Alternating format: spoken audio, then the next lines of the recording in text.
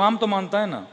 اب اس میں کیونکہ یہ شریک ہے اس کو اچھا لگتا ہے, کہتا ہے وہاں جائیں گے جہاں ہمیں نہ ٹوکا جائے, بس علی کی بات کی جائے.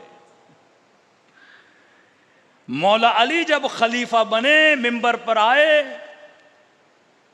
پہلی تقریر جو علی ابن ابی طالب نے کی, اب ظاہر ہے علی خلافت پہ طلحہ, زبیر, اکابر امت, 28 سال کی پچھلی خلافتیں گزری, سارے لوگ بیٹھے ہوئے ہیں علی کے سامنے.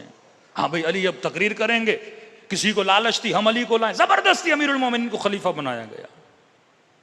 مالک اشتر کہتے ہیں یہاں تک نوبت آئی کہ ہمیں ڈر تھا حسن و حسین لوگوں کے پاؤں کے نیچے آ کے کہیں جان نہ دے دیں, اتنی رش تھی.